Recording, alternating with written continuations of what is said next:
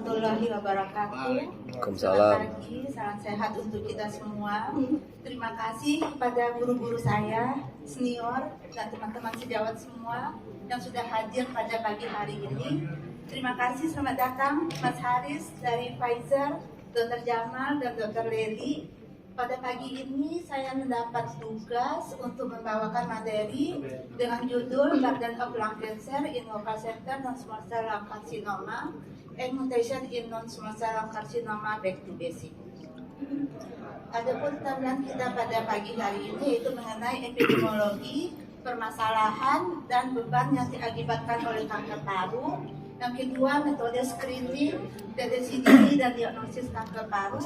Yang ketiga, epidemiologi dan pemeriksaan molekuler untuk non-small cell lung carcinoma. Yang keempat terakhir ada contoh kasus yang pernah kita tangani. Baiklah, untuk situasi kanker paru. Kanker paru adalah semua keganasan di dalam paru, baik yang berasal dari epitel bronkus atau parenkim paru yang kita sebut sebagai kanker paru primer, ataupun keganasan yang berasal dari organ lain yang bermetastasis ke paru yang kita sebut sebagai kanker paru sekunder. Untuk kanker paru primer ini terjadi akibat ketidakseimbangan antara onkogen dan proto-onkogen, sehingga terjadi pertumbuhan yang tidak terkontrol di dalam sel jaringan paru, dan ini juga bisa menginvasi jaringan sekitarnya ataupun bermetastasis jauh. Untuk data epidemiologi, yang onko nggak deh? Kayaknya ada. Ini data epidemiologi dari WHO tahun 2020, di mana data di dunia itu kanker paru merupakan kanker dengan urutan tersering kedua di antara seluruh ini dia kanker di untuk RSUD kedua jenis kelamin. Di sini juga sama ya? Yaitu di bawah kanker payudara berkisar antara 11% persentasenya, dan kanker paru ini juga mortalitasnya itu tertinggi pertama untuk semua jenis kanker, dengan mortalitasnya itu angka mortalitas itu mencapai 14%. Ini lebih tinggi dibandingkan dengan kanker-kanker tersering lainnya seperti kanker kolorektal, payudara, dan stomach, di mana angka mortalitasnya itu masih di bawah 10%. Bagaimana data untuk di Indonesia sendiri dari Globocan 2020? Di sini tampak bahwa kanker paru merupakan kanker urutan tersering ketiga di antara seluruh kanker paru untuk kedua jenis kelamin, di bawah kanker payudara dan kanker serviks dengan presentasinya itu 8,8%, dan kanker paru ini di Indonesia untuk jenis kelamin laki-laki itu merupakan terbanyak pertama untuk semua jenis kanker. Dan sama dengan data di dunia, untuk di Indonesia untuk tingkat mortalitasnya itu juga yang paling tinggi, yaitu sekitar 14%. Dari data statistik dan data epidemiologi yang kita dapatkan ini, maka kanker paru masih menjadi permasalahan kesehatan di Indonesia, di mana kanker salah satunya itu kanker paru merupakan penyakit katastrofik, yaitu penyakit yang mengancam jiwa, yang membutuhkan penanganan yang lama dan membutuhkan biaya yang tinggi untuk pengobatannya. Permasalahan yang lain yang kita jumpai dengan kanker paru ini adalah di mana 70% kanker itu terlambat datang ke rumah sakit, sehingga kita rata-rata kanker paru itu sudah datang itu pada stadium lanjut, yaitu stadium 3B sampai dengan stadium 4. Mungkin permasalahan ini salah satunya itu bisa disebabkan karena akses untuk layanan kesehatan ataupun dari sarana dan prasarana kesehatan kita yang belum cukup, bisa juga ditambah dengan sistem pelayanan kesehatan kita, yaitu BPJS itu memakai sistem rujukan berjenjang, sehingga memerlukan waktu untuk pasien datang ke rumah sakit yang lebih tinggi, sehingga ini implementasinya itu maka kasus paru itu akan semakin meningkat. Untuk permasalahan ini yang tidak kalah pentingnya juga di sini, permasalahan dari kanker paru ini yaitu belum atau tidak terkendalinya faktor risiko dari kanker paru. Di sini kita lihat faktor risiko dari kanker paru itu bisa kita bagi dua, yaitu faktor risiko yang bisa kita kendalikan dan faktor risiko yang tidak bisa dikendalikan. Faktor risiko yang bisa dikendalikan seperti rokok, polusi udara ataupun paparan karsinogen di tempat kerja, dan faktor risiko yang tidak bisa dikendalikan. Untuk faktor risiko yang bisa dikendalikan ini, rokok merupakan 80% itu kanker paru itu berkaitan dengan konsumsi rokok, baik itu perokok pasif ataupun perokok aktif.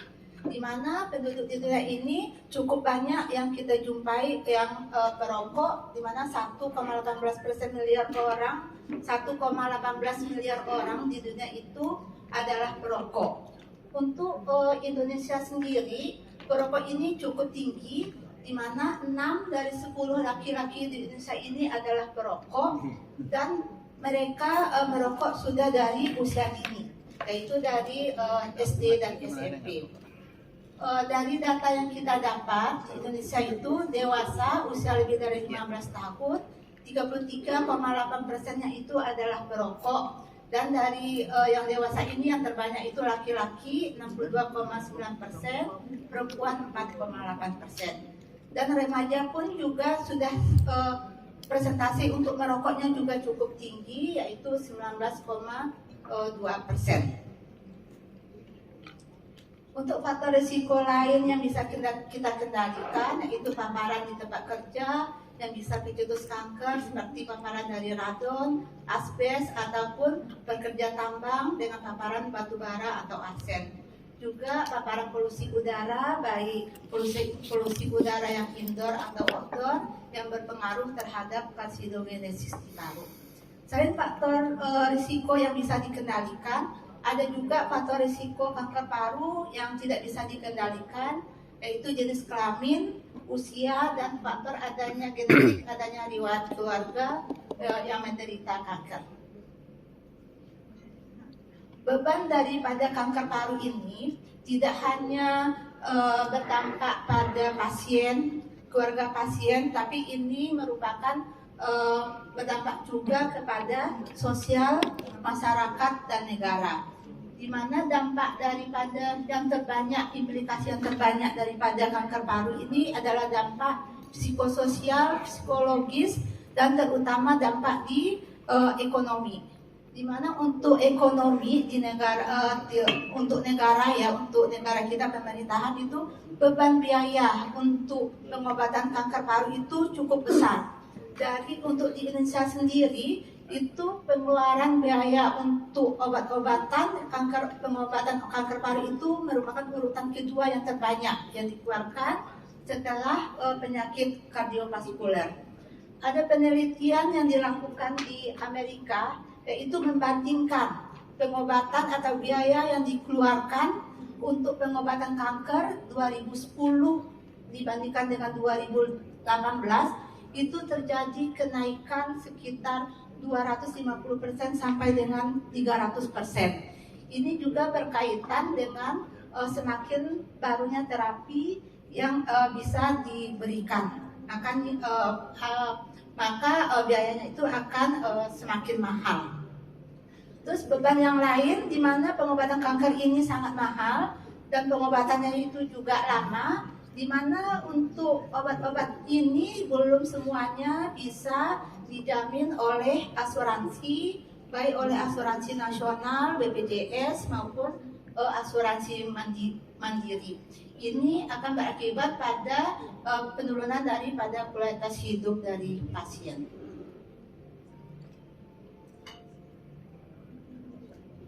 Beban ekonomi yang dirasakan oleh pasien itu pasien akan mengalami masalah di finansial keluarganya. Ini akan terjadi tekanan emosional pada pasien. Makanya untuk pengobatan pasien dengan kanker paru, kita tidak hanya mengobati penyakit fisiknya saja, tapi kita harus mempertimbangkan dan memperhatikan kesehatan mentalnya, karena ini akan berpengaruh terhadap kepatuhan pasiennya untuk berobat dan akhirnya mempengaruhi kualitas hidup dan kelangsungan hidup dari pasien. Kesulitan ke ekonomi ini terhadap pasien ada 3 aspek, yaitu respon psikologis, kondisi